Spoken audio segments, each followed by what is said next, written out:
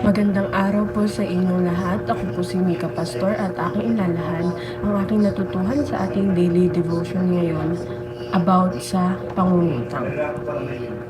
Ang ating scripture ay mula sa Proverbs chapter 22 verse 7 na inilalahad na ang mahirap ay nasa kapangyarihan ng mayaman, ang nangangailangan ay alipin ng nagpapahiram. Sa scripture na to sinasabi po na mas may power o kapangyarihan ang nagpahiram over sa nanghihiram. Okay, ang first teaching natin ay being a borrower is not a sign of God's favor. So, hindi po ikinakagalak ng Panginoon tayo ay nanghihiram. Mas nagagalak siya kung tayo ang nagpapahiram, tayo ang nagbibigay.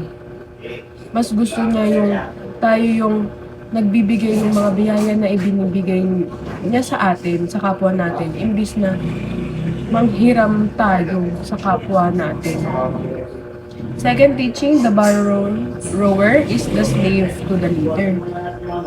Kaya nga nung sa scripture, yung leader o yung nagpahiram, siya yung mas superior kasi siya yung nagbigay ng pera.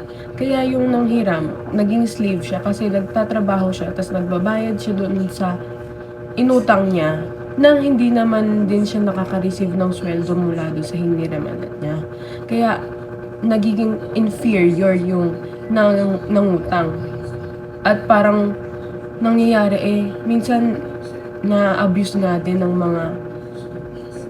mga lender yung borrower kasi parang iniisip nila na may kapangyarihan sila kaya gagawin nila kahit na ano ang gusto nilang gawin kasi nangutang lang naman tong taong to sa kanila.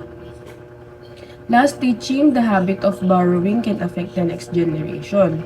So yung habit nito na borrowing, kung nakikita yun ng mga anak-anak natin, maaari maging habit din nila yun paglaki nila kasi nakikita nila, ay, nangungutang si nanay, baka pwede naman, mukhang okay lang naman at nabubuhay naman kami dito. Kaya imbis na maputol yung cycle ng pagbabaro o pangungutang, lalo siyang lumalala kasi napapasa sa susunod na henerasyon dahil nga nakikita nila na parang kultura yun sa buhay nila. Okay? Ang first application natin is run away from the cycle of borrowing as if your life depends on it. So, kailangan nating mamuhay na pilitin natin na umalis na tayo sa pangungutang natin sa kapwa natin at gumawa tayo ng paraan kung paano tayo makakasurvive nang hindi nangungutang. Pero hindi din naman natin may iwasan, minsan may mga pagkakataon na kailangan talaga na mangutang dahil nga gipit, dahil may mga extra mga kailangan. Pero yung mga ganyan na nangungutang tayo, kapag binabayaran naman natin, wala namang problema doon. Pero hanggat maaari, dapat umalis na tayo doon sa era ng buhay natin na nangungutang tayo ng nangungutang. Pero di din natin may isisi ang mga tao lalo na sa kahirapan ng buhay. Second application, trust that God's provision is enough and commit to live within our needs. Kailangan nating magtiwala sa Panginoon na ang binibigay niya o ang binigay niya ay magiging sapat para sa atin. Halimbawa, sa isang araw, ang binigay lang sa atin ng Panginoon ay 500 pesos. So, kailangan nating pagkasyahin yung pera na yon para sa mga gastusin ng araw na iyon. Kailangan nating magtiwala na mabibigyan tayo ni Lord. Maybe mamaya o kinabukasan ng dagdag resources natin. Last application, aim to be a giver and not a borrower. Kagaya nga ng sinabi sa teaching kanina, mas na gagalak si Lord kapag ikaw yung nagbibigay imbis na ikaw yung nanghihiram. So, kailangan nating i-aim kung na maging giver tayo. Dahil nga nabibigyan naman tayo ng biyaya ng Panginoon. Why not share yung portion noon? Hindi gagaya nga ng daily devotion sa mga nakarang-araw. Yung binibigay na blessings ni Lord, may portion na para sa atin, may portion na para ibigay sa kapwa. At wala namang yung sa halaga ng pagbibigay mo.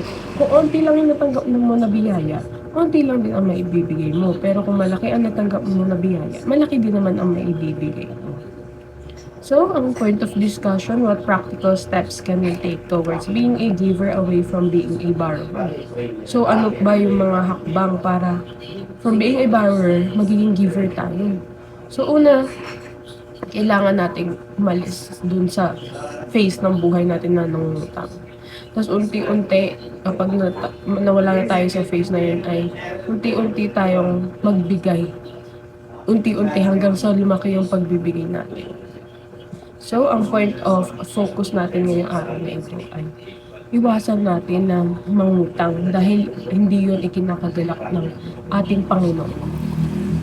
Imbis na mangutang, tayo ang magbigay dahil ang gusto ng Panginoon, yung biyaya na ibinibigay niya sa atin, ay ibigay natin sa kapwa. Hindi yung nanghihiram tayo at parang hindi sacrificial giving yung binibigay mo nangungutang sa'yo dahil nga, nung nagpapautang sa'yo dahil nga, nanghihiram ka. Eh di ba ang gusto ng Panginoon ay yung sacrificial giving, yung gusto mo sa sarili mo na ibigay, gusto mo kung kanino mo ibibigay. Eh since ikaw mismo ang lumapit sa nagpapautang sa'yo, parang hindi na siya aligned sa gusto o will ni Lord para sa mga biyaya na ibinibigay niya sa inyo. At matutuloy tayo na makontento at ma-manage na maayos yung biyaya o kung anong resources ang meron tayo ngayon. Yun lamang po at maraming salamat.